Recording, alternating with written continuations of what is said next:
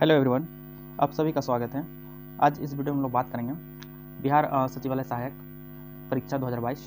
इसमें हम लोग मैथ का कुछ ऐसे महत्वपूर्ण प्रश्न को डिस्कशन करेंगे जो आपके एग्ज़ाम में आने का बहुत चांसेस बढ़ जाएंगे और उसमें हम हर टाइप का क्वेश्चन को देखेंगे। ठीक है, आपको क्वेश्चन बनाने से क्या टाइप हम डिस्कशन करेंगे, इस टाइप का अगर क्वेश्चन आएगा तो आप उसको कैसे टैकल कर सकते हैं, कैसे उसमें आप सोच सकते हो, कैसे उसको अटेम्प्ट करना है। तो इसमें अगर बहुत इंपॉर्टेंट हो जाता है कि मैथ्स को लेकर अभी जो डर बना हुआ, तो लास्ट टाइम मैं रिवीजन, रैपिड रिवीजन, इसमें अप्रोक्स मैं 150 प्रश्न कराऊंगा। आज मैं लगभग 25 से 30 प्रश्न कराऊंगा, 30+ क्वेश्चन अटेम्प्ट कराऊंगा और इसमें हर टाइप का आपको प्रश्न मिलेगा। ओके, तो आप सबके लिए हेल्पफुल हो जाएगा। लास्ट टाइम में ये रैपिड रिवीजन के तौर पर काम करेगा, क्योंकि बिहार जो सीजीएल का है मैथ का कुछ पैटर्न फिक्स है, उस टाइप का क्वेश्चन देखने को मिल रहा है। अगर वहाँ एग्जाम में अगर उस टाइप का क्वेश्चन आ गया तो आप उस टाइप का क्वेश्चन को कैसे हैंडल कर सकते हैं, तो आज बात करने वाला हूँ। तो इस वीडियो को आप एक बार जरूर देख के जाए एग्जाम से पहले। इस सीरीज को हो सके तो पूरा देखें। इससे पहले मैंने एक वीडियो अपलोड किया हूँ, तो उसमें भी बहुत अच्छा आप सबका प्यार मिला है। मैं भी चाहूँगा कि अगर इस वीडियो को भी आप लाइक करें। ठीक है, मैं टारगेट कर रहा हूँ कि आप कम से कम 25 लाइक तो बनता है। इसमें थोड़ा सा मेहनत करना पड़ता है, क्वेश्चन का पैटर्न को देखना पड़ता है, क्वेश्चन सेलेक्ट करना पड़ता है, तो उस हिसाब से फिर आपको वीडियो बनानी पड़ती है। तो थोड़ा सा आप अप्रिशिएट करें, और अगर आप चाहेंगे कि इसका नेक्स्ट पार्ट लाएंगे तो आप कमेंट सेक्शन में लिख के बता सकते हैं। तो यही है। और मैं बता दूं, अगर किसी का कोई डाउट है, कुछ अगर प्रश्न वगैरह पूछना है कि सर कैसे मतलब अटेम्प्ट वगैरह करें, तो आप टेलीग्राम में मुझे मैसेज भी कर सकते हैं। टेलीग्राम चैनल का आपको लिंक डिस्क्रिप्शन में मिल जाएगा, वहाँ से आप टेलीग्राम चैनल में जुड़ भी सकते हैं। तो आप जुड़ के जो भी क्वेश्चन वगैरह है तो आप भेज सकते हैं टेलीग्राम में। ओके, और किसी का कोई भी डाउट हो तो आप मुझे टेलीग्राम में भी शेयर कर सकते हैं। तो आइए स्टार्ट करते हैं। आज का वीडियो में हम लोग देखेंगे अति महत्वपूर्ण प्रश्न का एक श्रृंखला देखेंगे, और उसमें मैंने क्वेश्चन को सिलेक्ट किया हूँ। इससे पहले मैंने प्रीवियस ईयर का ही वीडियो अपलोड किया था, मैथ का क्वेश्चन बना के अपलोड किया था। ठीक है, प्रीवियस ईयर का क्वेश्चन, तो उस वीडियो को भी अगर जाके आप देखें, उसका भी लिंक मैं डिस्क्रिप्शन में आपको दे दूँगा। तो यहाँ पे एक बार आप प्रश्नों की आप देख लीजिए, वैरायटी। आप इस टाइप का मैंने क्वेश्चन को सिलेक्ट किया हूँ। इस टाइप का क्वेश्चन आपको अक्सर एग्जाम में देखने को मिलता है, वहाँ पे आप सोच नहीं पाते हो कि कैसे इस टाइप के क्वेश्चन को अटेम्प्ट किया जाए। तो इस टाइप का मैंने क्वेश्चन को सिलेक्ट किया हूँ, और एक एक क्वेश्चन को मतलब डिटेल में डिस्कशन करेंगे कि आप उस एग्जाम में कैसे इसको अटेम्प्ट कर सकते हैं, क्या अप्रोच हो सकता है आप सबका। इसमें हर टाइप का क्वेश्चन है। ठीक है, मैंने जो लगभग इसमें 30 क्वेश्चन सिलेक्ट किया हूँ, 30+ ही क्वेश्चन होंगे इसमें, और इस टाइप का सीरीज में 4-5 और वीडियो बनाऊँगा, जिसमें लगभग 150 प्रश्न के एक श्रृंखला लेकर आऊँगा, ताकि आपका पूरा कवर हो जाए मैथमेटिक्स। ठीक है, यहाँ से अगर आप करके जाएंगे तो 25 में आप 25 के आसपास, मतलब 20+ जरूर आप ला सकते हो। तो आप सब बने रहे और वीडियो को एक बार जरूर देख के जाए एग्जाम से पहले। तो आइए स्टार्ट करता हूँ मैं पहला प्रश्न से। यहाँ पे ओके, क्या दी गई है। ठीक है, यहाँ पे देख सकते हैं कुछ संख्या आपको यहाँ मेंशन किया गया है। तो यहाँ पे है क्यूब रूट 2 है, यहाँ पे रूट अंडर 3 है, यहाँ क्यूब रूट 4 है, यहाँ पे 6 है, मतलब 6 रूट 15 है। तो इस संख्या में सबसे छोटी संख्या को ज्ञात करना है। तो अब देखो, जब एग्जाम में आपको क्या होता है कि वहाँ पे आप इसमें कैसे इसको अटेम्प्ट करें। थोड़ा सा अगर आप 1-2 क्वेश्चन अगर नहीं बना पाते हैं तो आप मेंटली आप वहाँ पे प्रेशर हो जाते हो। ठीक है, अब देखो इस सबका पैटर्न एक फिक्स होता है कि इस टाइप का क्वेश्चन जब भी आप देखें तो इसको एक काम क्या करें, आप इसको बेस सेम कर लें। ठीक है, बेस सेम कर लें, उससे क्या होगा कि आपको एक अनुभव मिल जाएगा, एक आइडिया मिल जाएगा कि कौन छोटी है कौन बड़ी है। तो इस प्रश्न को बनाने के लिए यहाँ पे देखो, यहाँ पे क्या है, 3 है। यहाँ पे 3 2 3 6। ठीक है, क्योंकि यहाँ पे क्या है, रूट के अंदर क्या है, जब भी जनरली क्या होता है रूट के अंदर, मैं आपको जैसे डिटेल में समझा रहा हूँ, इस रूट अंडर 2 लिखते हो। ठीक है, रूट अंडर 2, इसका मतलब जनरली क्या होता है क्या, 2 to the power 1/2। ठीक है, यही तो होता है। ठीक है, 2 के पावर 1/2, यही तो रूट के अंदर चला गया। ठीक है, आप मान के चलो कि यहाँ पे अगर 2 है, इसका मतलब हो गया, यहाँ पे अगर 2 है इसका मतलब क्या हो गया, ये रूट हटेगा तो यहाँ पावर क्या हो जाएगा, 1/2। रूट के अंदर जाएगा तो यहाँ पे क्या हो जाएगा, पावर 2। ठीक है, यही तो हो जाएगा। तो वही चीज़ मैं इसको मतलब एक सीक्वेंस में लिखना चाहता हूँ। जैसे मान लो यहाँ पे 3 रूट 3 है। ठीक है, तो इसको क्या लिख सकते हो, 3 to the power 1/3। ठीक है, आप इस तरह से जो बेसिक कैलकुलेशन है वहाँ से इसको आप कर सकते हो। ठीक है, लेकिन आप मैं यहाँ से कैसे बताऊँगा।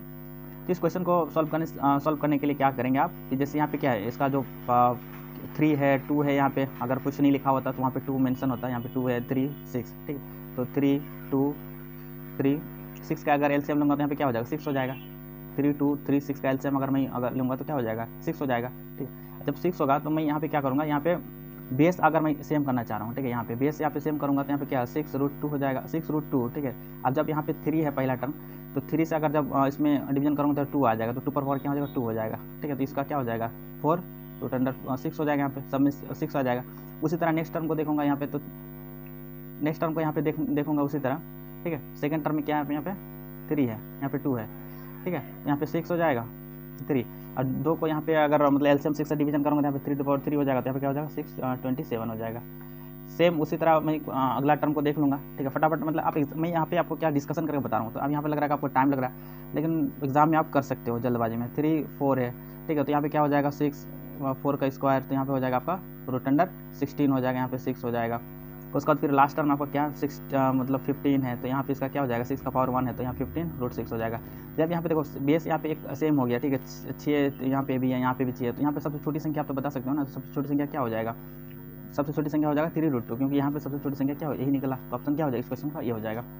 ओके, आइए नेक्स्ट क्वेश्चन देखते हैं। अब देखो इस तरह का भी क्वेश्चन आपको देखने को मिलेगा एग्जाम में, ठीक है।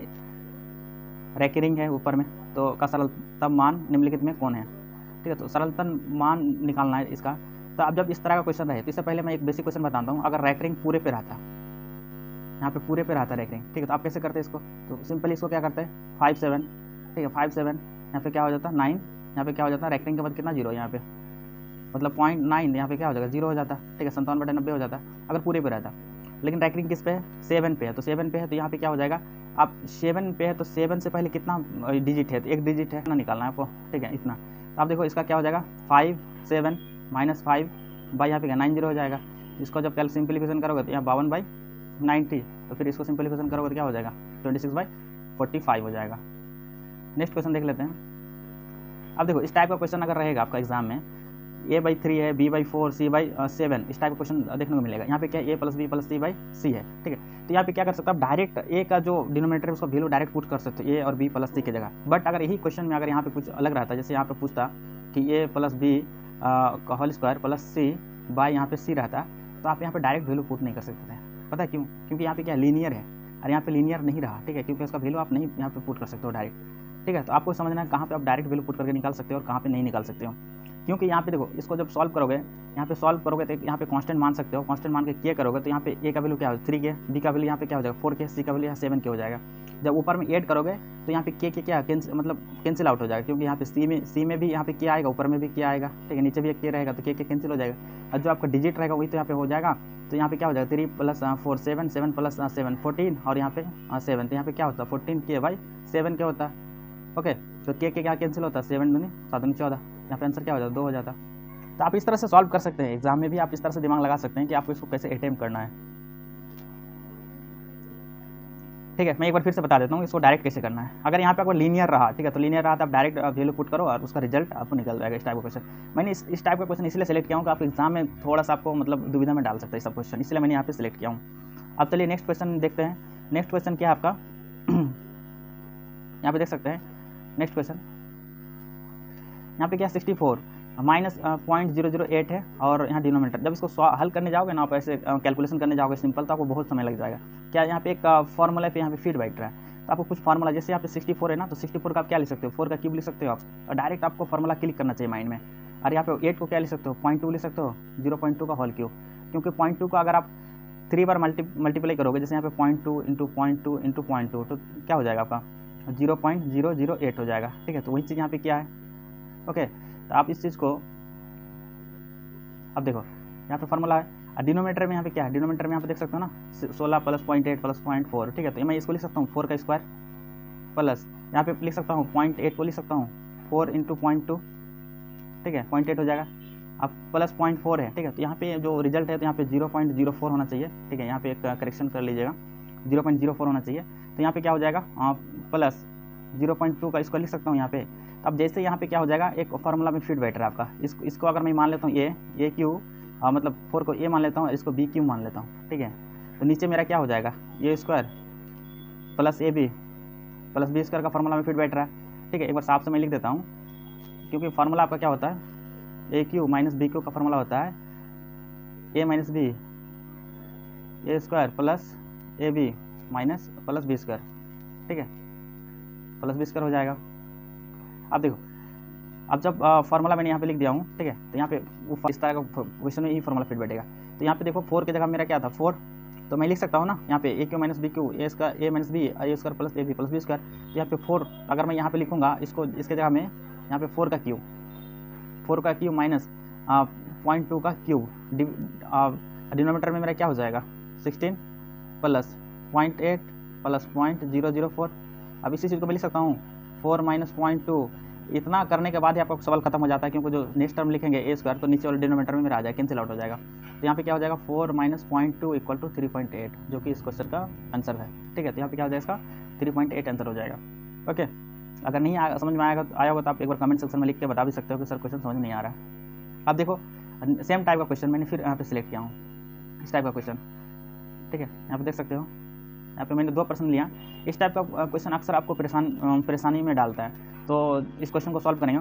यहाँ पे क्या a + b का वैल्यू क्या 7 दिया हुआ है और a b का वैल्यू 12 है, a² + b² का मान ज्ञात करना है। अगर इस टाइप का क्वेश्चन जब भी आपका माइंड में हो ना, तो माइंड में हो तो आपको दिमाग में तुरंत क्लिक करना चाहिए, a + b का होल स्क्वायर का फॉर्मूला क्लिक करना चाहिए।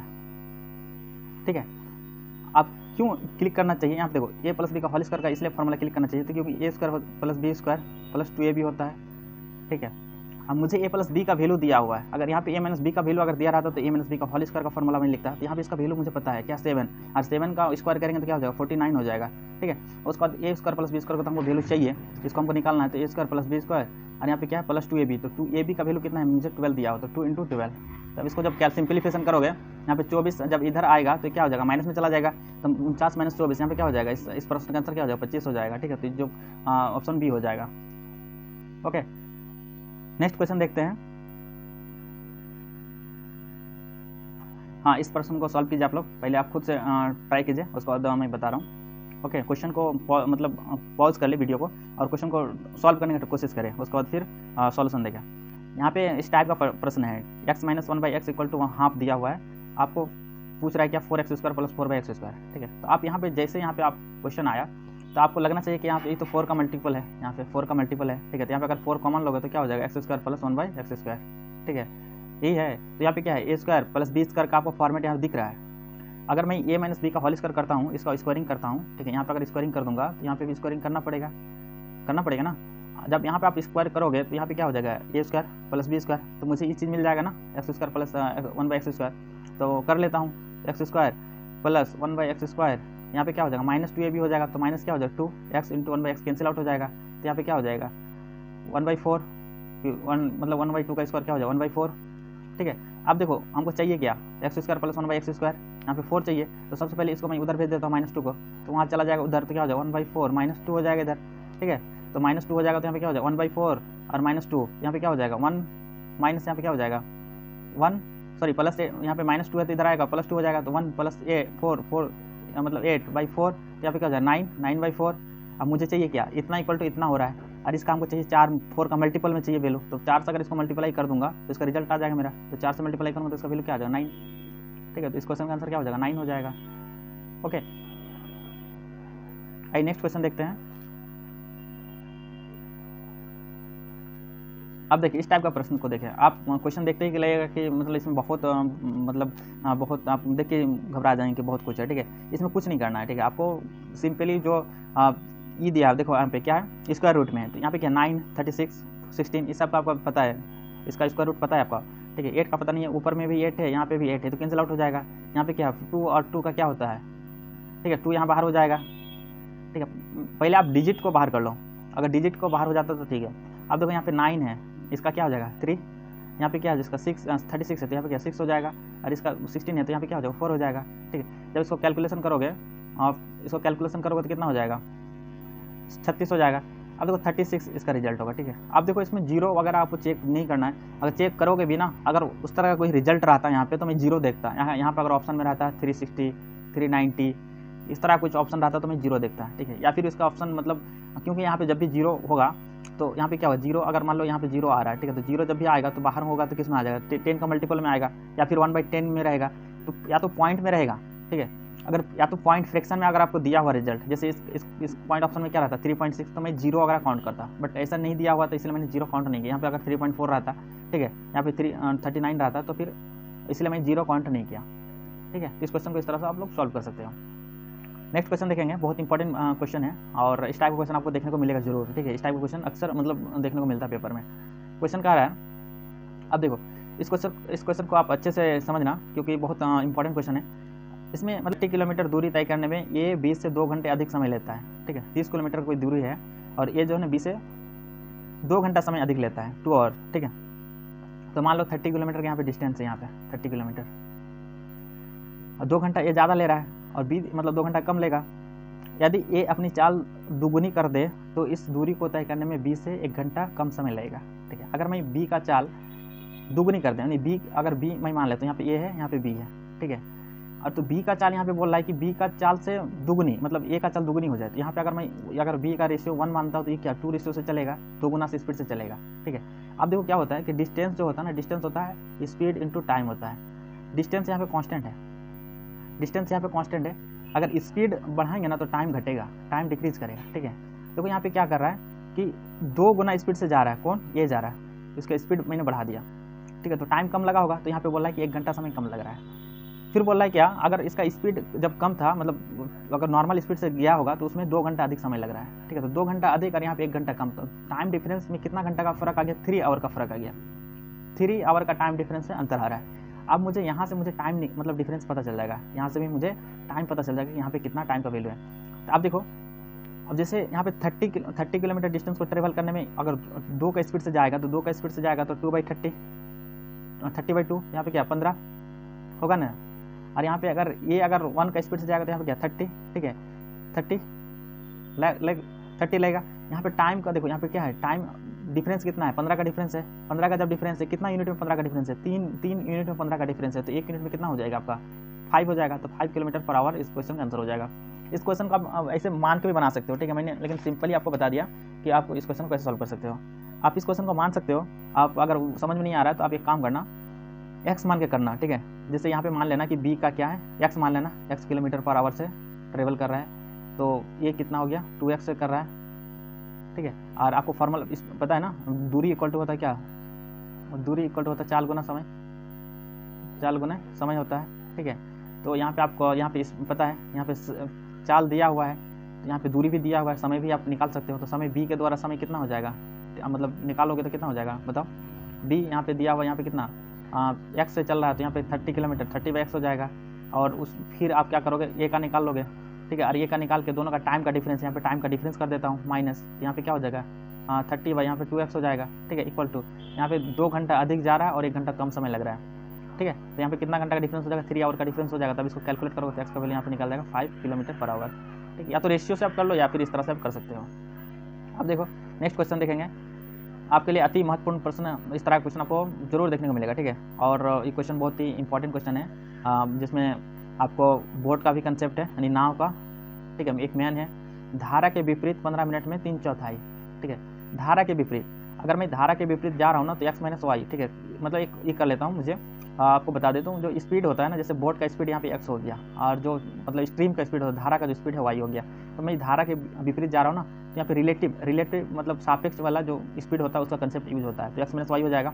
और मुझे मतलब कह रहा है क्या 3/4 नाव खेपता है। ठीक है, तथा उसी दूरी को वापस करने में 10 मिनट लगता है। 10 मिनट यानी धारा के मतलब धारा के दिशा में, तो 10 मिनट लगता है x + y। ठीक है, 10 मिनट लगता है, दिया हुआ है। आप देखो, मैं इसका वैल्यू निकाल लेता हूँ। कैसे, आप देखो इस तरह से, मुझे 15 मिनट में जा रहा है, मिनट यहाँ पे टाइम दिया हुआ है। ठीक है, या तो फिर 3/4 किलोमीटर, तो 3/4 किलोमीटर मैं यहाँ से निकाल लेता हूँ। 3/4 किलोमीटर मतलब जाता है 15 मिनट में, तो 15 मिनट, तो इसको मैं आवर में कन्वर्ट कर लेता हूँ। तो 15 का क्या हो जाएगा बताओ, 15 को अगर मैं 60 से डिवीजन करूँगा तो क्या हो जाएगा 1/4 हो जाएगा। ठीक है, तो मतलब एक यूनिट में कितना चला जाएगा, यहाँ पे 1/4, अगर जब यहाँ पे डिवीजन करूँगा 1/4 तो 4 ऊपर जाएगा, तो यहाँ पे 3 किलोमीटर पर आवर से जाएगा। ठीक है, 3 किलोमीटर पर आवर, तो यहाँ पे आपका क्या हो जाएगा, x - y का वैल्यू क्या हो जाएगा, 3 किलोमीटर पर आवर से जा रहा है। ठीक है, आप देखो उसी तरह x + y का वैल्यू निकालूंगा, x + y का वैल्यू निकालूंगा, तो यहाँ पे इसका वैल्यू क्या हो जाएगा, 10 मिनट लगता है समय। अगर 10 को मैं कन्वर्जन करूँगा 10/60, तो 1/6, तो यहाँ पे 3/4 × 6। ठीक है, तो यहाँ पे जब कैलकुलेशन करोगे तो यहाँ पे कितना आ जाएगा, 6 × 3 = 18, 4, तो यहाँ पे 4.5 किलोमीटर पर आवर लग रहा है। अब मुझे पूछ रहा है कि उसके सांस जाल में चाल का धारा की चाल से क्या अनुपात होगा, यानी चाल यानी x अनुपात y पूछ रहा है निकालना मुझे। इसको चाल मैंने माना, इसको y मतलब इसको निकाल। ठीक है, अब देखो इसको जब सिंप्लीफिकेशन करूँगा ना, x - y = यहाँ पे 3 है, और x + y = यहाँ पे क्या है 4.5। ओके, अब देखो यहाँ पे जब कैलकुलेट करूँगा ना, वैल्यू जब निकालूंगा इसको। ठीक है, तो x अगर यहाँ पे ऐड कर देता हूँ। ठीक है, तो ऐड करूँगा तो यहाँ पे क्या हो जाएगा, y कैंसिल हो जाएगा, यहाँ पे 2x निकल जाएगा, तो x = क्या हो जाएगा 3 और 4.5 7.5/2। ठीक है, तो इसको मैं लिख सकता हूँ 7.5/2 यानी 3.75। ठीक है। जब 3.75 एक्स का वैल्यू हो जाएगा तो वाई का वैल्यू कितना हो जाएगा 0.75, क्योंकि X minus Y equal to होता है क्या 3, और 3.75 माइनस करेंगे 0.75 तो मुझे वाई का वैल्यू निकल जाएगा। तो वाई का वैल्यू क्या हो जाएगा यहाँ से 0.75, तभी तो 3 आएगा। और जब एक्स का वैल्यू यहाँ से निकल गया 3.75 और वाई का वैल्यू निकल गया मुझे 0.75, तो फिर इसका चाल का अनुपात नहीं निकल जाएगा, आप निकाल सकते हो। तो एक्स इस टू वाई मुझे चाहिए, अब कर लो 3.75 इस टू 0.75, ठीक है। आप इसको जब ये करोगे तो यहाँ पे क्या हो जाएगा 5:1 का रेशियो आ जाएगा, कि 5:1 का रेशियो आएगा। जैसे यहाँ पे अगर पॉइंट दशमलव हटाओ तो यहाँ पे दशमलव हट जाएगा, ठीक है। यहाँ 75 को अगर मल्टीप्लिकेशन करोगे ना 75 × 1 तो यहाँ पे 1 आ जाएगा, यहाँ पे 5 बार मल्टीप्लिकेशन करोगे तो यहाँ पे 375 आ जाएगा, ठीक है। तो इस क्वेश्चन का आंसर क्या हो जाएगा, डी ऑप्शन हो जाएगा। नेक्स्ट क्वेश्चन देख लेता हूँ। ओके, क्वेश्चन कह रहा है कि 3200 रुपया 4 अप्रैल 2012 से 16 जून 2012 तक 5% वार्षिक दर पर साधारण ब्याज कितना होगा, ठीक है। क्वेश्चन तो सिंपल है, ठीक है, कि आपको साधारण ब्याज का आप अगर फॉर्मूला लगाते हो SI इक्वल टू क्या होता है, SI इक्वल टू PRT/100 होता है, PRT/100।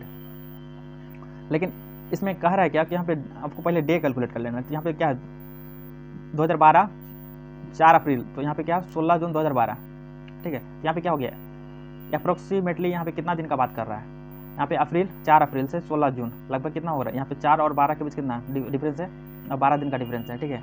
अप्रैल और मई और जून, ठीक है। अगर मैं 31 नहीं काउंट करता हूँ तो कोई बात नहीं, क्योंकि मई 31 होता है। तो यहाँ पे लगभग आपको 72 डेज का बात कर रहा है, ठीक है। 72 डेज के बारे में बात कर रहा है, 72 डेज हो गया। अगर मैं मई को काउंट कर लेता हूँ 31 तो 73 डेज हो जाएगा। 73 डेज का मुझे चाहिए क्या इसका रेशियो, मतलब डे निकल गया, मेरा डे निकल गया 73 डेज, ठीक है। 73 डेज निकल गया।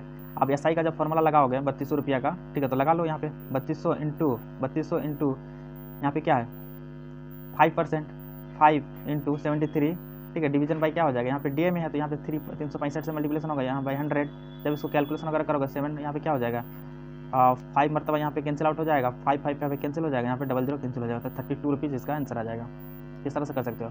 अगर आपने किसी ने अगर 72 डेज से भी किया होगा तो उसका भी आंसर उतना ही आएगा। आप देख सकते हैं यहाँ पे 3200 × 72 × 5 बाई गुने, मतलब 5/100 गुना 365। आप देखो ये अप्रोक्सीमेटली यहाँ पे 5 मरतबा चला जाएगा। अप्रोक्स मैं यहाँ पे कैलकुलेशन कर सकता हूँ। यहाँ पे क्या हो जाएगा 2 0 कैंसिल हो जाएगा, यहाँ पे 5 कैंसिल हो जाएगा, तो यहाँ पे 32 आ जाएगा। तो इसका आंसर क्या हो जाएगा, ऑप्शन ए हो जाएगा। नेक्स्ट क्वेश्चन देखते हैं। आप देखो क्वेश्चन में आप अगर ऐसे ट्रेडिशनल मेथड से आप इसको अगर सॉल्व करोगे तो बहुत समय लग जाएगा। यहाँ पे क्या सारा मतलब 12.5% प्रति वर्ष 2 वर्ष की राशि पर चक्रवृद्धि ब्याज 510 रुपया है, तो उसी दर पर उसी राशि का उसी अवधि का साधारण ब्याज क्या होगा, ठीक है। तो यहाँ से आपको प्रिंसिपल अमाउंट निकालना है, P निकालना है, ठीक है। यहाँ पे ब्याज दिया हुआ CI दिया हुआ है, CI इक्वल टू 510 रुपया है, ठीक। एक तो फार्मूला होता है, फार्मूला से भी आप निकाल सकते हो। तो मैं फार्मूला बता देता हूँ। फार्मूला यहाँ पे हम लोग यूज़ नहीं करेंगे। फार्मूला क्या होता है कि अगर आपको CI निकालना है तो CI इक्वल टू क्या होता है आपका P1 + R/100, यहाँ पे T - 1 होता है, ठीक है। एक फार्मूला होता है। यहाँ से आप फार्मूला रखोगे तो यहाँ पे CI का वैल्यू पता है 510 रुपया दिया, P यहाँ पे निकालना है 51 यहाँ निकल जाएगा, T इक्वल टू 2 वर्ष दिया और यहाँ पे R का वैल्यू दिया। यहाँ से कैलकुलेट करोगे तो यहाँ से रिजल्ट आ जाएगा। बट एक सिंपल अप्रोच से मैं बता रहा हूँ कि सिंपल अप्रोच से आप कैसे सोच सकते हैं इस क्वेश्चन को।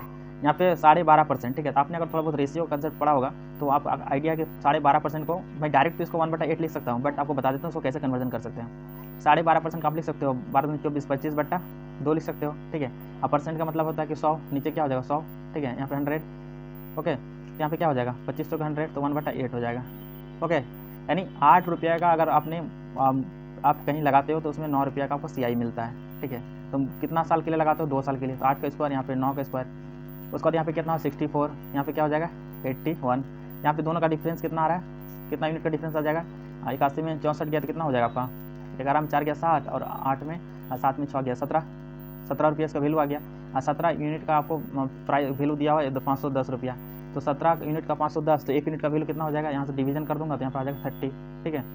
जब 30 और मुझे मतलब अमाउंट कितना था 64 प्रिंसिपल, तो 64 से जब मल्टीप्लिकेशन करूँगा 64 से 30 को, तो यहाँ पे कितना आ जाएगा अमाउंट निकल जाएगा आपको 0 4 × 12 का 2 हाथ मेरा 1 6 × 18 19 1920 रुपया निकल जाएगा, ठीक है। अब 1920 रुपया मेरा क्या निकल गया, प्रिंसिपल अमाउंट निकल गया। या फिर आपको SI पूछ रहा है तो SI आप कैलकुलेट कर सकते हो। SI कितना वर्ष का पूछ रहा है 2 वर्ष का, तो 1920 × 2 × कितना में 12.5% रेट में, तो 12.5% का वैल्यू कितना 1/8 होता है। तो यहाँ पे कैलकुलेट करोगे तो यहाँ पे 4 और 4 × 4 = 16 यानी 3, ठीक है, 32, 8 के 32, 480 रुपया हो जाएगा इसका रिजल्ट। तो आप इस तरह से इस क्वेश्चन को कैलकुलेट कर सकते हो with in 2 minute. Next question बात कर लेंगे, नेक्स्ट क्वेश्चन का, ठीक है। रेशियो से अगर आप हो सके तो क्वेश्चन को अटेम्प्ट किया करें। रेशियो में क्या होता है कि आप इस क्वेश्चन को मतलब आसानी से क्वेश्चन बन भी जाता है। एक क्वेश्चन है यहाँ पे कि ए, बी तथा सी संयुक्त रूप से एक व्यापार, ए, बी तथा सी संयुक्त रूप से एक व्यापार प्रारंभ करते हैं जिसमें प्रत्येक को उनके निवेशित पूंजी के अनुपात में लाभ प्राप्त होता है। ए की पूंजी 240 रुपया, बी की पूंजी 640 रुपया, प्रत्येक 100 रुपया में ए का हिस्सा 15 रुपया है, तो बी का हिस्सा क्या होगा, ठीक है। क्वेश्चन आप सबको समझ में आ गया होगा। अब देखो ए और बी का पूंजी दिया हुआ है, तो ए का और बी का पूंजी यहाँ पे उस दोनों का रेशियो निकाल लेता हूँ। तो ए का यहाँ पे क्या 240 है, यहाँ पे 640 है, ठीक है। जब इसको रेशियो अगर निकालूंगा तो यहाँ पे क्या 0 यहाँ पे कैंसिल हो जाएगा, ठीक है। 8 से 24, यहाँ पे 8 8 64, ठीक है। 3:8 है, ठीक है, 3:8 ए और बी का है, ओके। और इसका वैल्यू दिया हुआ है, क्योंकि 3 का वैल्यू यहाँ पे कितना दिया हुआ है, 15 दिया हुआ है। 3 का वैल्यू यहाँ पे क्या 15 दिया हुआ है, ए का हिस्सा, ठीक है। 3 यूनिट का वैल्यू कितना है 15 है, तो 1 यूनिट का वैल्यू कितना हो जाएगा 5 रुपया हो जाएगा, 5 हो जाएगा। यहाँ पे मुझे 8 यूनिट का वैल्यू चाहिए, तो 8 यूनिट का कितना हो जाएगा 8 × 5, यहाँ पे क्या हो जाएगा 40 हो जाएगा, ओके। तो कितना सिंपल से आपको क्वेश्चन को सॉल्व कर सकते हैं, ठीक है। आपको देख के लग रहा है बहुत आसान है, लेकिन आप जब प्रैक्टिस करोगे, मैथ क्या आपको प्रैक्टिस का, अब जब तक प्रैक्टिस नहीं करोगे ना तो फिर आपको कोई फायदा नहीं होने वाला है। तो आप क्वेश्चन एक बार खुद प्रैक्टिस करें और एक बार देख के जाए, ठीक है। तो बिहार अभी सीजीएल के लिए बहुत इंपॉर्टेंट सीरीज करा रहा हूँ मैं, आप इसको जरूर एक बार निश्चिंत होकर देख के जाए इस टाइप का क्वेश्चन आप कैसे सॉल्व कर सकते हैं। अब यहाँ पे देखिए इस टाइप का क्वेश्चन को आपको लग रहा है बहुत आसान क्वेश्चन है, ठीक है, लेकिन आप वहाँ पे हो सकता है उलझ जाएंगे। राम किसी काम को 24 दिनों में कर सकता है, ठीक है। श्याम जो कि राम से 20% अधिक दक्ष है, श्याम उस काम को कितने दिनों में पूरा करेगा। अब देखो जिसका इफिशिएंसी ज़्यादा है, दक्ष का मतलब होता है इफिशिएंसी, ठीक है। आपको अगर काम करने का क्षमता ज़्यादा है तो आप क्या कम समय में काम को कर दोगे ना। 20% अधिक इफिशिएंसी है किसका, श्याम का। भैया 20% श्याम का जो इफिशिएंसी कितना है, राम से 20% अधिक है। इसका मतलब होता है कि राम किसी काम को करने में कितना टाइम लेता होगा, 20% अधिक समय लेता होगा, ठीक है। तो राम यहाँ पे मैं लिख देता हूँ राम, ठीक है, श्याम यहाँ पे लिख देता हूँ। तो श्याम ने अगर किसी काम को 1 दिन में किया होगा ना, तो राम ने कितना दिन में किया होगा 1.2 डेज में किया होगा, ठीक है। यही तो एफिशिएंसी है, 20% इसका ज़्यादा मतलब ये है, ओके। अब देखो 1.2 का वैल्यू मुझे पता है, 1.2 का वैल्यू यहाँ पे 24 दिन में करता है। 1.2 का वैल्यू मुझे पता है, 1.2 का वैल्यू कितना 24 है, तो 1 यूनिट का वैल्यू कितना हो जाएगा 24/1.2। यहाँ पे 1 यूनिट का वैल्यू क्या होना है 20 डेज, और मुझे 1 यूनिट का ही वैल्यू चाहिए। इसका 1 यूनिट का काम कितना हो जाएगा 20 डेज में कंप्लीट कर लेगा, ठीक है। तो इस प्रश्न का आंसर क्या हो जाएगा आपका 20 प्रश्न का आंसर होगा, ओके। आइए नेक्स्ट क्वेश्चन देखते हैं। अब देखिए इस टाइप का क्वेश्चन मैंने प्रीवियस ईयर का जो क्वेश्चन सॉल्यूशन करवाया था बीएसएससी सीजीएल का ही पेपर का आप देख सकते हैं। इस टाइप का क्वेश्चन का मैंने सॉल्यूशन कराया था, बट यहाँ पे मैं करा दे रहा हूँ। 2 पाइप है ए और B, 2 pipe A and B है। टंकी को क्रमशः 24 और 30 मिनट में भर सकता है।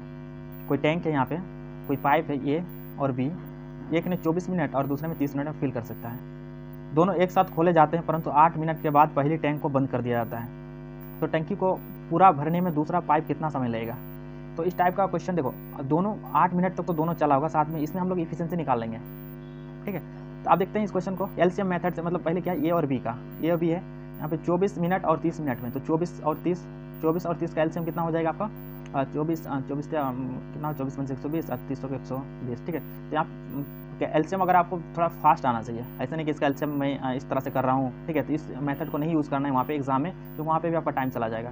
तो आप डायरेक्टली आपको आना चाहिए, ठीक है। तो इसका एलसीएम कितना हो जाएगा 120 हो जाएगा।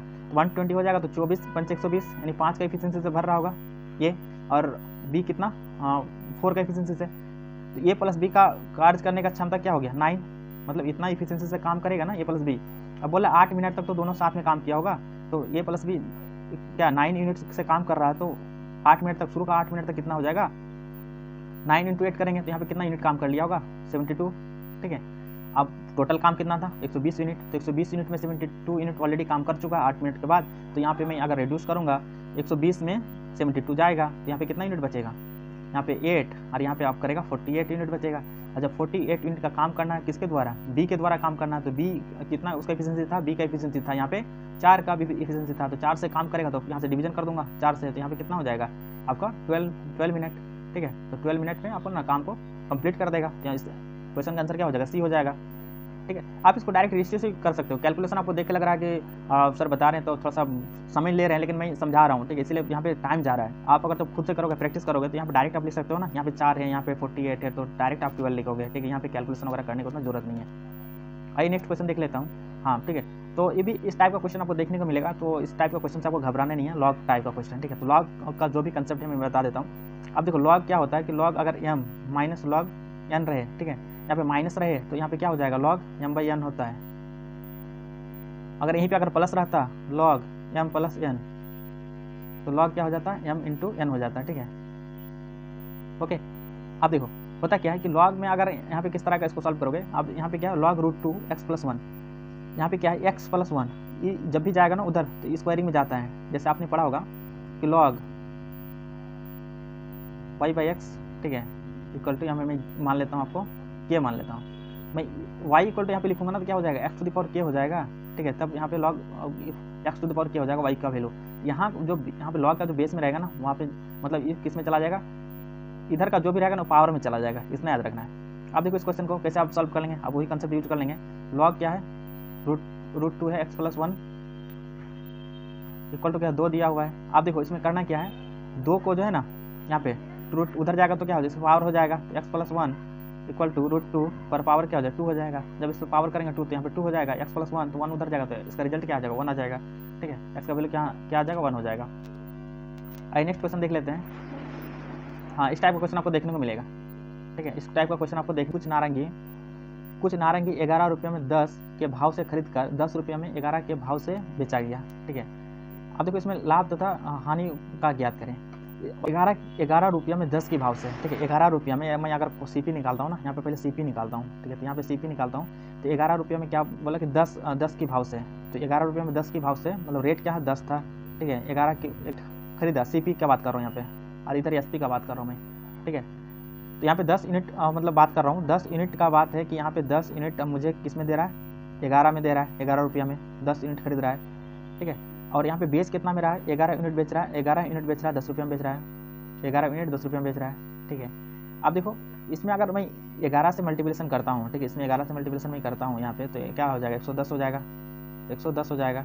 और यहाँ पे 11 से मल्टीप्लिकेशन करता हूँ तो यहाँ पे क्या हो जाएगा 121 हो जाएगा, ठीक है। मतलब 121 रुपया में मुझे 110 सामान मिला, 121 रुपया मुझे 110 सामान मिला। मैंने यहाँ पे कॉस्ट को इक्वल करने की कोशिश किया। वही चीज़ अगर मैं यहाँ पे करूँगा सेलिंग प्राइस में, क्योंकि मुझे 10 रुपये में 11 बेच रहे हैं, तो ठीक है, तो यहाँ पे मैं प्राइस कर देता हूँ, इक्वल कर देता हूँ ना, तो यहाँ पे क्या हो जाएगा, यहाँ पे अगर 10 से मल्टीप्लिकेशन कर देता हूँ ना, तो 10 से मल्टीप्लिकेशन कर देता हूँ, यहाँ पे क्वांटिटी को इक्वल करना पड़ेगा, तो क्वांटिटी में इक्वल करने की कोशिश कर रहा हूँ, ठीक है। तो यहाँ पे क्या है 110 क्वांटिटी मैंने खरीदा कितना में, 121 रुपये में। अब बेच रहा हूँ कितना, 11 में 10, मतलब 10 में 11 बेच रहा हूँ, तो 11 को अगर 10 से मल्टीप्लिकेशन करूँगा तो यहाँ पे कितना हो जाएगा 110 हो जाएगा, ठीक है। और इसको भी 10 से मल्टीप्लिकेशन करना पड़ेगा, तो यहाँ पे क्या हो जाएगा 100 हो जाएगा, ठीक है। अब देखो आप कोई 121 का चीज़ खरीद के अब बेच रहे हैं कितना में, 100 रुपये में बेच रहे हैं 110 को, यही तो है। यहाँ पे मैंने क्या किया, CP को इक्वल मतलब क्वांटिटी को इक्वल करने की कोशिश किया। तो इसमें इस केस में आपको क्वांटिटी को इक्वल करना पड़ेगा, ठीक है। क्वांटिटी आप जो सेल कर रहे हो तभी तो आप निकाल सकते हो कि मुझे मतलब या तो लॉस होगा या तो प्रॉफिट होगा। तो आप 121 में खरीद रहे हो तो फिर आप 100 रुपये में बेच रहे हो तो कहाँ से लॉस होगा, इसमें तो मतलब प्रॉफिट होगा, तो इसमें तो प्रॉफिट होने का कोई चांस नहीं बनता ना। तो इस सब में क्या हो जाएगा, आपको लॉस होगा। अब लॉस कितना होगा तो आपको पता है कि जब 121 का हम बेच रहे हैं किस में, 100 में, मतलब 100 रुपीज़ में बेच रहे हैं, तो यहाँ पे कितना हो जाएगा 21 रुपये का मुझे लॉस हुआ। तो 21 का लॉस हुआ तो लॉस परसेंटेज यहाँ पे निकाल लूँगा, 21 गुना 100, और CP कितना है यहाँ पे 121 है। तो यहाँ पे जब इसको कैलकुलेट वगैरह करोगे तो इसका रिजल्ट क्या आ जाएगा, C ऑप्शन आ जाएगा, ठीक है। क्योंकि यहाँ पे 121 CP में रहता है। हम लोग हमेशा कॉस्ट प्राइस में ही लॉस या प्रॉफिट को कैलकुलेट करते हैं। नेक्स्ट क्वेश्चन देख लेते हैं। अब देखो वह मूलधन जिस पर 6% वार्षिक दर से 3 वर्ष का साधारण ब्याज क्या होगा। साधारण ब्याज 90 रुपया दिया हुआ है, ठीक है। तो 90 रुपीज़ यहाँ पे दिया हुआ है। अब मैंने मतलब लास्ट इससे पहले प्रीवियस में क्वेश्चन बनाया था, ऐसा इक्वल टू क्या होता है, PRT/100 होता है, ठीक है। सिंपल क्वेश्चन है, आप इसको भी सॉल्व कर सकते हो।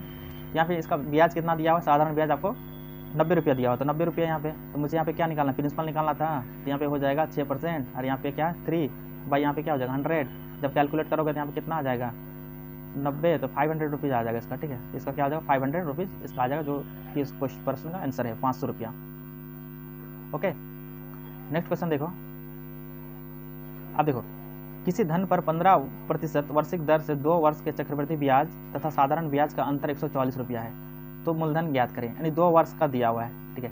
या तो आप डायरेक्ट जो फार्मूला होता है बेसिक वहाँ से भी कैलकुलेशन कर सकते हो, बट आपको एग्जाम में समय बहुत कम दिया मतलब मिलेगा, टाइम बहुत कम मिलेगा, क्योंकि 2 घंटा 15 मिनट में आपको 150 प्रश्न को सॉल्व करना है, जिसमें मैथ और रीजनिंग का 75 प्रश्न रहेंगे। ठीक है, तो आप सोचो एक क्वेश्चन में अगर आप 2 मिनट ले लेंगे तो फिर आपको समय कहाँ बचेगा। ठीक है, तो इसलिए इस क्वेश्चन को एक जो फार्मूला होता है मतलब एक ट्रिक होता है। ठीक है, यहाँ पे अगर SI और CI का यहाँ पे साधारण ब्याज का कितना दिया हो 144 रुपया, तो 2 वर्ष का रहेगा ना, तो यहाँ पे डिफरेंस, यहाँ पे क्या होता है डिफरेंस इक्वल टू मतलब SI और CI का डिफरेंस इक्वल टू होता है P इंटू R/100 का स्क्वायर हो जाता है 2 साल का लिए।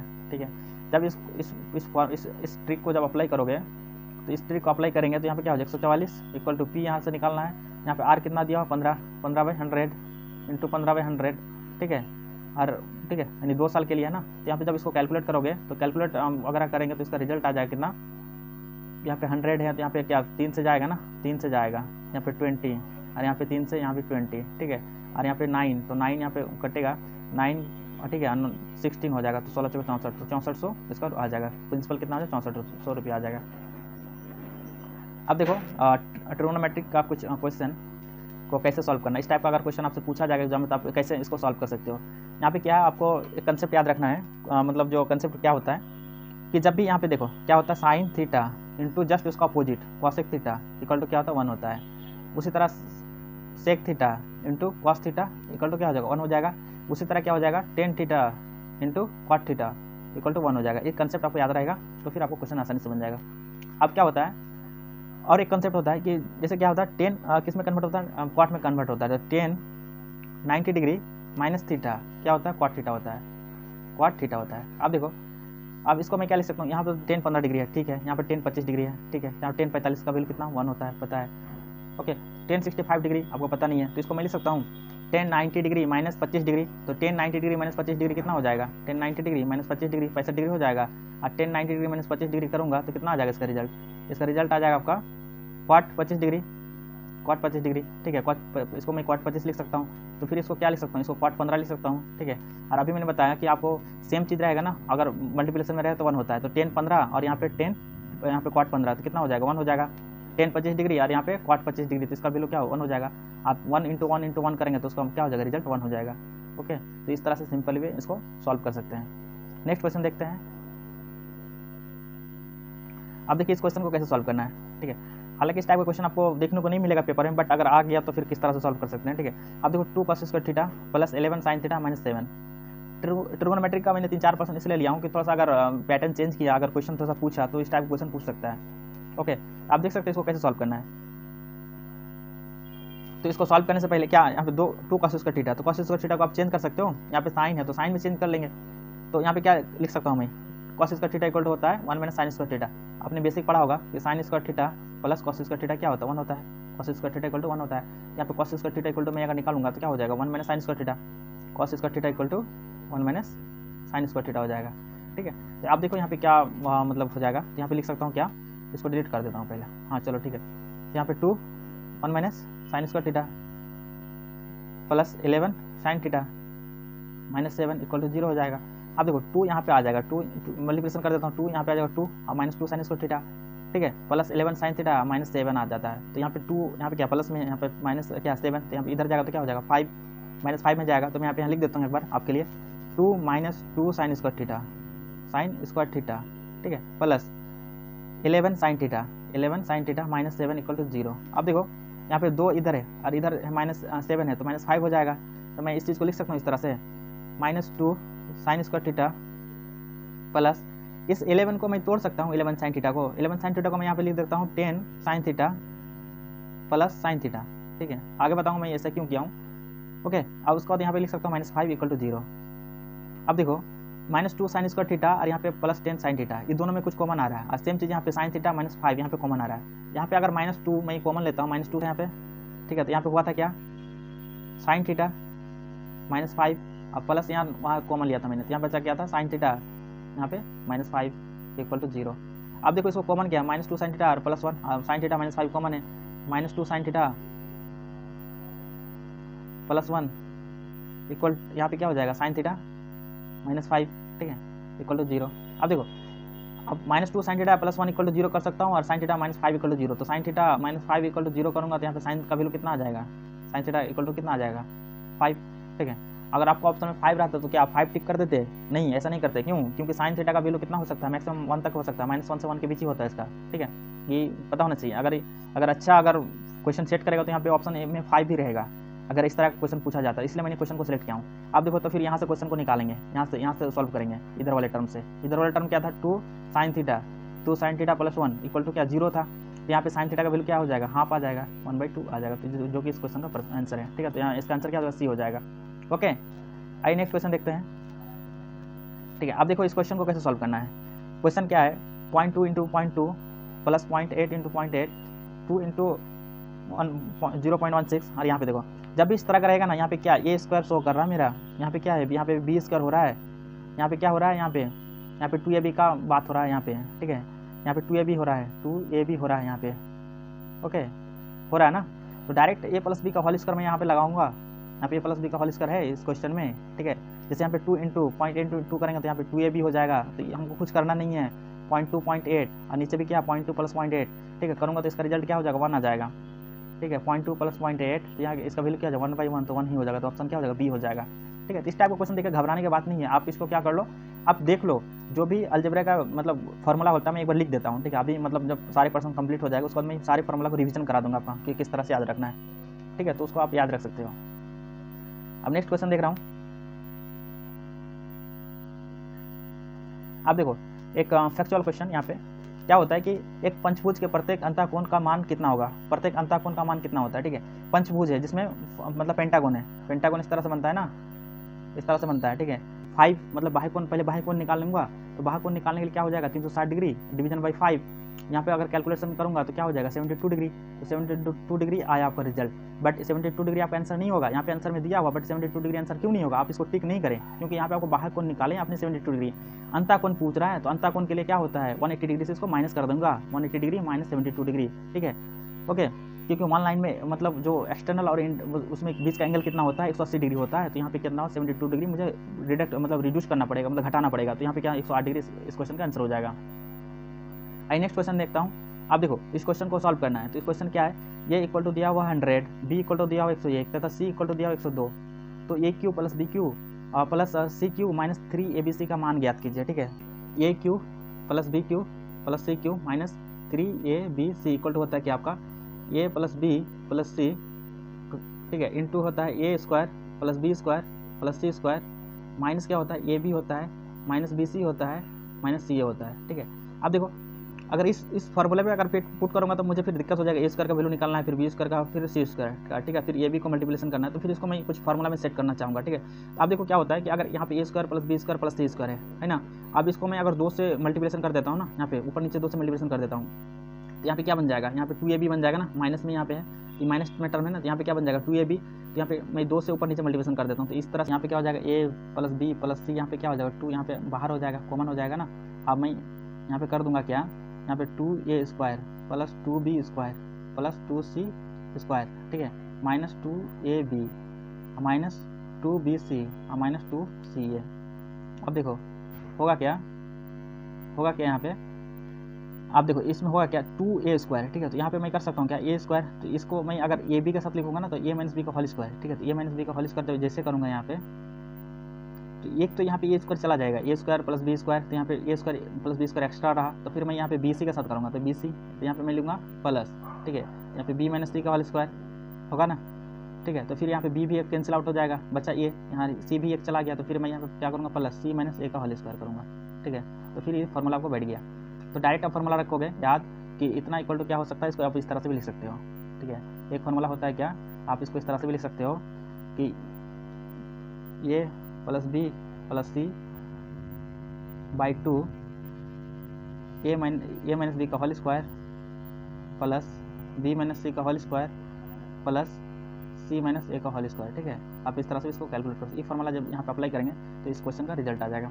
अब देखो a plus B plus c by 2, तो a plus B plus c यहाँ पे कितना आ जाएगा? 100 प्लस 101 प्लस यहाँ पे 102, यहाँ पे ऐड कर लूँगा, 100 प्लस 101 प्लस 102 बटा क्या हो जाएगा? 2 हो जाएगा, ओके। आप यहाँ पे देखो, यहाँ पे ए माइनस बी, तो ए माइनस बी कितना हो जाएगा? यहाँ पे 101 में 100 गया था यहाँ से, मतलब 100 में 101 गया, तो यहाँ पे -1 का स्क्वायर क्या हो जाएगा? यहाँ पे 1 आ जाएगा, तो यहाँ पे 1 प्लस, फिर उसी तरह यहाँ पे क्या हो जाएगा? बी माइनस सी, तो बी यहाँ पे कितना है? यहाँ पे 101 है, तो यहाँ पे 102 है, तो इसका रिजल्ट कितना आ जाएगा बताओ? तो यहाँ पे -1 आ जाएगा, तो -1 या प्लस मतलब +1 आ जाएगा तो 1 का स्क्वायर 1 हो जाएगा, प्लस यहाँ पे देखो यहाँ पे C माइनस है, तो C में क्या है 102 है, 102 में ये क्या 100, 2 का स्क्वायर यहाँ पे क्या हो जाएगा 4 हो जाएगा, तो यहाँ पे करोगे तो 1 + 1 + 4 क्या 6 हो जाएगा, और 6 को जब 2 से कैंसिल आउट करोगे तो क्या 3 हो जाएगा, और इसका वैल्यू कितना आता है 303 गुना जब 3 करेंगे तो यहाँ पे क्या हो जाएगा 909 आ जाएगा, तो इस क्वेश्चन का आंसर क्या हो जाएगा 909 हो जाएगा। ओके, आइए नेक्स्ट क्वेश्चन देख लेता हूँ। अब देखता हूँ इस क्वेश्चन का आंसर, इस टाइप के क्वेश्चन को आप कैसे सोल्व कर सकते हो। अब देखो cot थीटा क्या होता है 1/√3, cot थीटा = 1/√3 दिया हुआ है, ठीक है। तो यहाँ पे क्या है, या तो आप इस क्वेश्चन को चेंज करके भी बना सकते हो या डायरेक्ट cot थीटा = 1/√3, तो यहाँ पे थीटा का वैल्यू निकाल सकते हो। थीटा क्या हो जाएगा 60 डिग्री हो जाएगा, ठीक है, क्या जस्ट अपोजिट होता है ना, तो थीटा क्या है 60 डिग्री हो जाता है। आपको एक वैल्यू याद रखना पड़ेगा साइन थीटा वाला, साइन थीटा का कम से कम value sine theta cos theta का याद रखना पड़ेगा। तो साइन थीटा का मैं बता देता हूँ, साइन थीटा का 0 डिग्री में कितना होता है 0 होता है, 30 डिग्री में क्या होता है 1/2 होता है, ठीक है, और यहाँ पे 45 डिग्री में क्या होता है 1/√2 होता है, 60 डिग्री में कितना होता है 60 डिग्री में होता है √3/2 होता है, ठीक है, 90 डिग्री में कितना होता है 90 डिग्री में होता है 1 होता है, किसका साइन थीटा का। और cos का बात करूँगा तो cos 0 डिग्री का मान कितना होता है, cos थीटा का मैं बात करूँगा तो cos थीटा 0 डिग्री मान क्या होता है 1 हो जाएगा, फिर cos 30 डिग्री का मान कितना होता है √3/2 हो जाएगा, cos 45 का मान कितना हो जाएगा 1/√2 हो जाएगा, और फिर cos 60 डिग्री का मान क्या हो जाएगा 1/2 हो जाएगा, cos 90 डिग्री का मान क्या हो जाएगा 0 हो जाएगा। जब cos sign theta cos theta का अगर 5 वैल्यू आप याद रखेंगे ना तो फिर आपको सारा निकल जाएगा। कैसे, क्योंकि sine theta by cos theta क्या होता है आपका tan थीटा होता है, ये फॉर्मूला आपको पता होना चाहिए। tan थीटा = क्या होता है sine theta by cos theta, sine theta by cos theta होता है, ठीक है। अगर मान लो आपको tan मतलब निकालना है, tan कितना डिग्री निकालना है 60 डिग्री निकालना है, ठीक है, tan 60 डिग्री का वैल्यू निकालना है। यहाँ पे साइन 60 डिग्री का वैल्यू कितना था, साइन 60 डिग्री का वैल्यू था √3/2, ठीक है, और इसका वैल्यू कितना था, इसका वैल्यू था आपका 1/2 था, ठीक है। इसको कैंसिल आउट करोगे तो कितना हो जाएगा √3 आ जाएगा, ठीक है। और tan का उल्टा क्या होता है cot होता है, मैंने बताया, तो cot का क्या हो जाएगा 1/√3, cot 60 का क्या हो जाएगा 1/√3, तो रिजल्ट तो डायरेक्ट निकाल सकते हो ना। तो यहाँ पे थीटा = क्या हो जाता है 60 डिग्री दिया हुआ है, तो आप यहाँ पे 1 - cos स्क्वायर थीटा को क्या ले सकते हो साइन स्क्वायर थीटा, और यहाँ पे क्या हो जाएगा 2 sin square theta 2 - sin square theta, ठीक है। अब जब यहाँ पे वैल्यू रखोगे साइन स्क्वायर थीटा का वैल्यू मैंने क्या बताया cos sin 60 तो 1√3/2 का होल स्क्वायर, ठीक है, और फिर यहाँ पे हो जाएगा क्या 2 - √3/2 का होल स्क्वायर। ओके, जब इसको कैलकुलेट करोगे तो कैलकुलेट कर लेता हूँ यहाँ पे 3, तो यहाँ पे क्या हो जाएगा 3/4 हो जाएगा ऊपर में, यहाँ पे क्या हो जाएगा 2 माइनस यहाँ पे क्या हो जाएगा 3/4, तो इसको कैलकुलेट करो, यहाँ पे क्या हो जाएगा 4 दूनी 8, 8 में 3 गया 5, यहाँ पे 4 कैंसिल हो जाएगा, तो यहाँ पे इसका रिजल्ट क्या जाएगा 3/5 आ जाएगा, ठीक है, 3 इसका 5 आ जाएगा, तो जो कि इसका ऑप्शन क्या हो जाएगा बी ऑप्शन सही हो जाएगा। आइए नेक्स्ट क्वेश्चन देख लेता हूँ। नेक्स्ट क्वेश्चन यहाँ पे देख सकता हूँ, यहाँ पे ये भी ट्रिगो का क्वेश्चन है। ट्रिगो यहाँ पे क्या tan theta plus sec theta = x है, तो tan थीटा का वैल्यू ज्ञात करें। तो आप इस टाइप का क्वेश्चन को सॉल्व करने से आपको देख के लग रहा है कि यहाँ से मैं क्वेश्चन बहुत मतलब यहाँ पे टाइम टेकन हो जाएगा, ठीक है, लेकिन एक कंसेप्ट होता है। कंसेप्ट क्या होता है कि कंसेप्ट होता है क्या आपको पता है कि sec square theta minus tan square theta क्या होता है 1 होता है, पता है ना, sec square theta minus tan square theta 1 होता है। उसी तरह क्या होता है sin square theta plus cos square theta क्या होता है 1 होता है, ठीक है। Okay, cos square theta minus cot square theta का वैल्यू क्या होता है 1 होता है, cos square theta minus cot square theta का वैल्यू क्या होता है 1 होता है। ये तीनों का आप रिजल्ट याद रखें, तीनों का रिजल्ट बहुत महत्वपूर्ण है। एक का तो पता है sin square theta plus cos square theta = 1, but sec square theta minus tan square theta = 1 होता है, cos square theta minus cot square theta = 1 होता है। और क्या कंसेप्ट होता है कि जब जहाँ पे a² माइनस b² रहेगा तो वहाँ पे आप क्या लिख सकते हो a + b, और यहाँ पे a - b भी लिख सकते हो उस चीज़ को, ठीक है। आप देखो यहाँ पे कंसेप्ट क्या यूज़ किया है a - b, यहाँ पे मैं tan theta plus sec theta = x यहाँ पे दिया हुआ है, तो इसको इक्वेशन फर्स्ट मान लूँगा, ठीक है। अब मुझे पता है कि sec square theta minus tan square theta = क्या होता है 1 होता है। तो इस चीज़ को मैं लिख सकता हूँ क्या, अभी जो मैंने फार्मूला बताया कौन वाला फार्मूला a², तो इसको मैं मान सकता हूँ a² माइनस b², यहाँ पे क्या हो जाएगा a - b a + b, यहाँ पे क्या हो जाएगा sec theta minus tan theta, यहाँ पे sec theta minus tan theta, और यहाँ पे क्या हो जाएगा sec theta plus tan theta, ठीक है, इक्वल टू क्या हो जाएगा 1 हो जाएगा। आप देखो sec theta minus tan theta, यहाँ पे sec थीटा मतलब tan theta plus sec theta का वैल्यू कितना दिया हुआ है x दिया हुआ है, तो यहाँ पे x अगर रखूँगा तो उधर जाएगा तो क्या हो जाएगा 1/x हो जाएगा। तो इस चीज़ को मैं लिख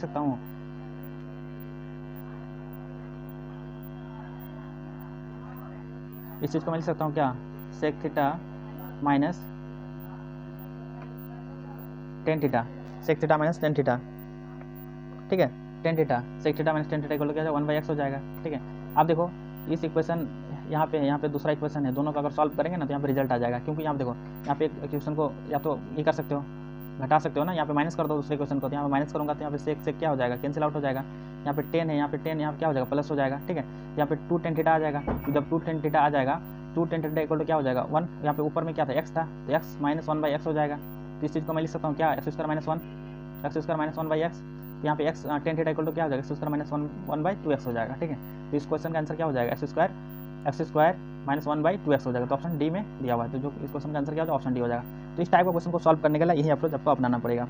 आइए नेक्स्ट क्वेश्चन देख लेते हैं।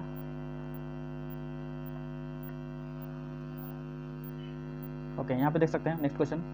अब देखो यहाँ पे क्या है, वैल्यू दिया हुआ a + b = 7 दिया हुआ है, a b = 6 दिया हुआ है, a³ + b³ का वैल्यू आपको चाहिए, ठीक है। तो यहाँ पे क्या होता है फार्मूला, अब जैसे आपको a³ + b³ का वैल्यू निकालना है तो आपको दिमाग में क्लिक करना चाहिए a + b का मतलब फार्मूला a³ + b³ का क्या क्या फार्मूला हो सकता है। तो इसका 2 फार्मूला होता है, ठीक है, a³ + b³ का फार्मूला। यहाँ पे क्या होता है, एक फार्मूला होता है a + b का होल क्यूब माइनस 3ab, ठीक है, इंटू होता है a + b। एक दूसरा फार्मूला होता है a + b a² minus ab + b², ठीक है, ये फार्मूला होता है। आप देखो यहाँ पे फार्मूला कौन वाला सेट होगा, ये वाला फार्मूला सेट होगा, ऊपर वाला ये वाला फार्मूला सेट होगा, क्योंकि माइनस ए बी का वैल्यू पता है, a + b का वैल्यू पता है, तो उसको यूज़ करूँगा। तो यहाँ पे यूज़ कर लेता हूँ a + b का होल क्यूब माइनस 3ab और इंटू a + b। तो यहाँ पे a + b का वैल्यू मुझे पता है कितना, 7 दिया हुआ है, तो 7 का क्यूब करेंगे तो कितना हो जाएगा, 7 का क्यूब करेंगे तो 7 × 7 × 7, यहाँ पे 343 आ जाएगा, ठीक है। और यहाँ पे माइनस 3ab, तो यहाँ पे ab से मल्टीप्लिकेशन करूँगा तो ab का वैल्यू कितना है, 6 दिया हुआ है, तो यहाँ पे मल्टीप्लिकेशन करूँगा कितना 6, यहाँ पे a + b का वैल्यू यहाँ पे कितना है 7, ठीक है। 343 माइनस यहाँ पे 3 × 6 × 7 जब करेंगे तो कितना आ जाएगा रिजल्ट बताओ। तो यहाँ पे करेंगे तो 6 × 18, 18 × 7 करेंगे तो 126 होता है आई थिंक, ठीक है। जब इसको घटाएंगे इसमें यहाँ पे इसका यहाँ से वैल्यू कितना आ जाएगा 217 आ जाएगा, ठीक है। तो देखो यहाँ पे 13 में 6 गए 7 और यहाँ पे 13 में 3 में 2 गए 1 और यहाँ पे 2 में मतलब यहाँ पे 3 में 1 गया 2, ठीक है, 217 आ जाएगा रिजल्ट। तो इस क्वेश्चन का आंसर क्या हो जाएगा आपका, ऑप्शन सी हो जाएगा। ओके, आइए नेक्स्ट क्वेश्चन देखते हैं।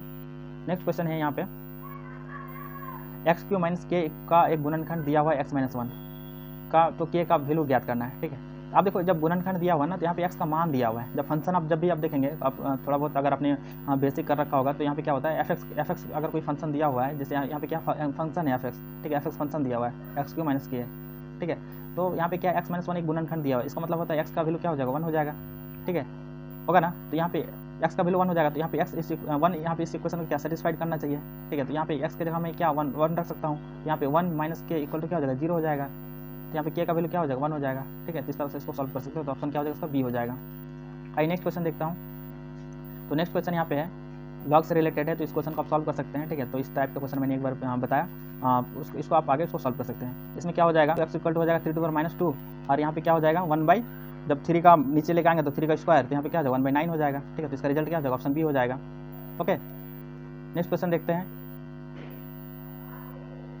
यहाँ पे क्वेश्चन है a + b + c = 0, ठीक है। a + b + c = 0 दिया हुआ है, आपको फाइंड आउट करना है क्या, a² + b² + c² - c², ठीक है। तो इस टाइप का क्वेश्चन को सॉल्व करने से पहले आपको सोचना पड़ेगा इसको हम कैसे पता चल रहा है a² + b² + c², और यहाँ पे एक इक्वेशन यहाँ पे दिया हुआ था, आपको यूज़ करना पड़ेगा a + b + c = 0 का एक यहाँ पे यूज़ करना पड़ेगा, ठीक है। यहाँ पे देखो इसको मैं बना सकता हूँ क्या कि a² + b² + c² - ab। तो यहाँ पे क्या दिया हुआ c² - ab, ठीक है। यहाँ पे हम मुझे क्या किस में है टर्म रिजल्ट यहाँ पे अंक में है, ठीक है, वैल्यू मुझे मतलब इसमें नहीं है, अल्फ़ाबेट में नहीं है, तो इसको मतलब कैंसिल आउट होगा। तो मैं यहाँ पे क्या कर सकता हूँ a + b + c, तो a + b + c = 0, तो यहाँ पे मैं लिख सकता हूँ a + b = क्या हो जाएगा c हो जाएगा, ठीक है, -c हो जाएगा, सॉरी उधर जाएगा तो -c हो जाएगा। अब जब इसको स्क्वायरिंग करेंगे ना a + b + c का होल स्क्वायर करेंगे, a + b का होल स्क्वायर = क्या हो जाएगा -c का होल स्क्वायर, ठीक है। बोथ साइड स्क्वायरिंग करेंगे तो a² + b² का वैल्यू मुझे निकल जाएगा। जब a² + b² का वैल्यू जब निकल जाएगा, a + b का होल स्क्वायर का जब वैल्यू निकल जाएगा मुझे यहाँ से, तो यहाँ पे क्या हो जाएगा c², क्योंकि -c का स्क्वायर करेंगे तो क्या हो जाएगा c मतलब c आ जाएगा। अब देखो a² + b² + 2ab = क्या हो जाएगा c² हो जाएगा। तो मैं यहाँ पे a² + b² का वैल्यू क्या हो जाएगा आपका a² + b² = हो जाएगा c² - 2ab, होगा ना, क्योंकि यहाँ पे 2ab उधर चला जाएगा, तो उस चीज़ को मैं यहाँ पे रख दूंगा, यहाँ पे रख दूंगा a² + b² की जगह पे रख दूंगा। तो यहाँ पे अगर रखूँगा तो क्या हो जाएगा c² - 2ab + c², ठीक है। अब देखो यहाँ पे क्या हो जाएगा c² - ab। अब देखो c² - 2ab + c² यहाँ पे, तो c² + c² क्या हो जाएगा 2c² हो जाएगा, तो 2c² - 2ab बाई यहाँ पे क्या हो जाएगा सी स्क्वायर माइनस ए बी, ठीक है। तो यहाँ पे 2 अगर कॉमन लेता हूँ ना तो यहाँ पे क्या हो जाएगा सी स्क्वायर माइनस ए बी, और नीचे भी क्या है आपका सी स्क्वायर माइनस ए बी, तो यहाँ पे क्या हो जाएगा 2, इस क्वेश्चन का आंसर क्या हो जाएगा 2 इसका रिजल्ट आ जाएगा, तो ऑप्शन क्या हो सी हो जाएगा। ओके, नेक्स्ट क्वेश्चन देखता हूँ।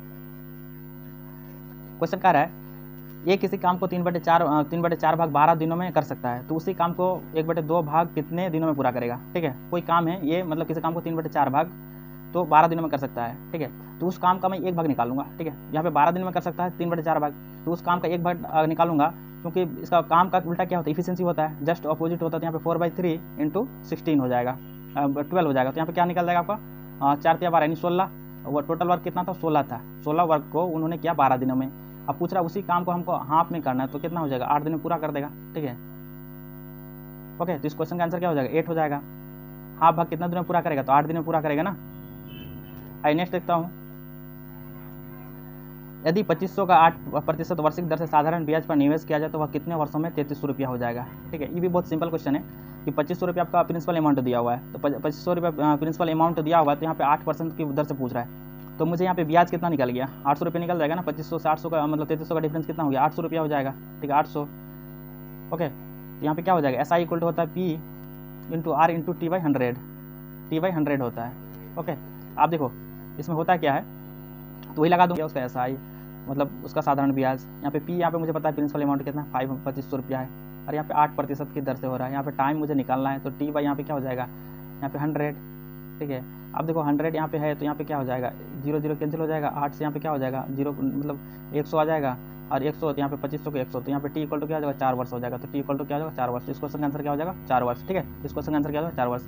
अब मतलब 30+ क्वेश्चन को कराऊँ जो बिहार CGL के बहुत इंपॉर्टेंट रहेगा, और सारे कंसेप्ट को मैंने कवर कर चुका हूँ, ठीक है। तो आई होप आप इस वीडियो को एक बार जरूर देख ले और आपका रैपिड रिवीजन हो जाएगा। और जो भी अगर इसमें आपको लग रहा है कि आपको नेक्स्ट वीडियो चाहिए तो आप कमेंट सेक्शन में लिख के बता सकते हैं, ठीक है। तो आप एक बार फटाफट से इस वीडियो को देख लें एग्जाम से पहले, आपको बहुत हेल्पफुल होगा।